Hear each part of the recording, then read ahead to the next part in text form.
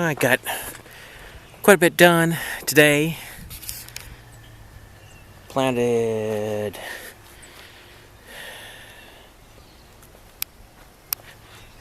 let's see, 1, 2, 3, 4, 5, 6, 7, 8, 9, 10, 11, 12, 13, 14, 15, 16, 17, 18, 19, 20. I got 20 65-foot rows planted. Got carrot, Swiss chard, beets. There's some leeks out here. Planted green beans and sweet peas. And this is the end of what I can use the automated planter for. It's the first time I use this to plant a garden. Learned some things about it. For one, the bigger the seed is, the better it works. So some of these seeds were like little grains of sand, and it functioned perfectly as far as all the parts were working in the right order. But the little bitty seeds, when this thing is in motion, there's a plastic wheel that rotates on that hub, and it's rubbing up against the metal housing, and that makes static electricity.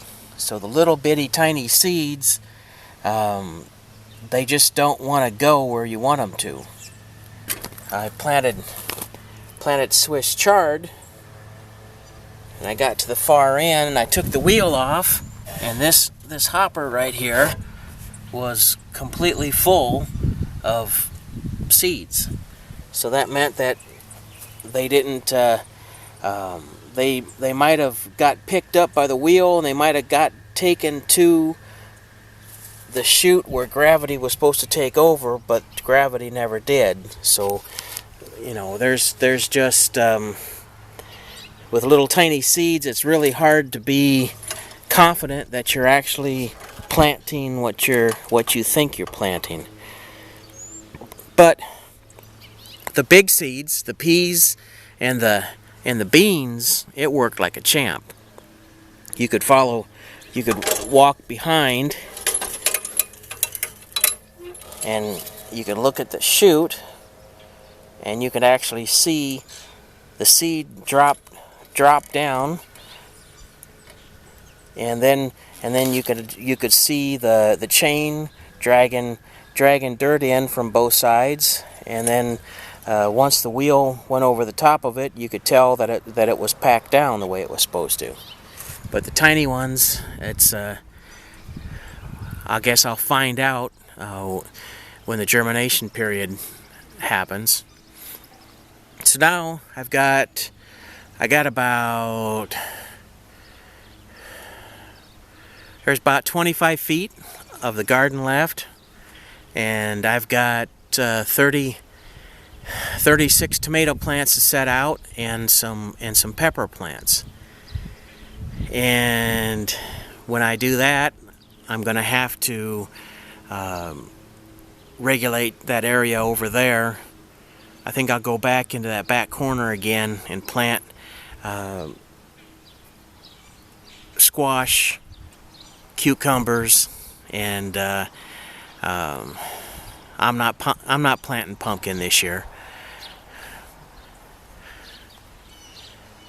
So that's where we're at right now. I just got to dig some holes and start burying some tomato plants. And I got to make some row markers. I used up all my stakes on this end because they were convenient, And I used them all up on that other end too because they're convenient. And I got to roll the wire down there. I'll cut about 12-inch pieces off and stick on the ends, just so I can mark the rows. But the soil was damp enough that I shouldn't have any problems with the seeds taken off. But then again, that's what I thought last year too. When I planted, it was a wet, moist spring.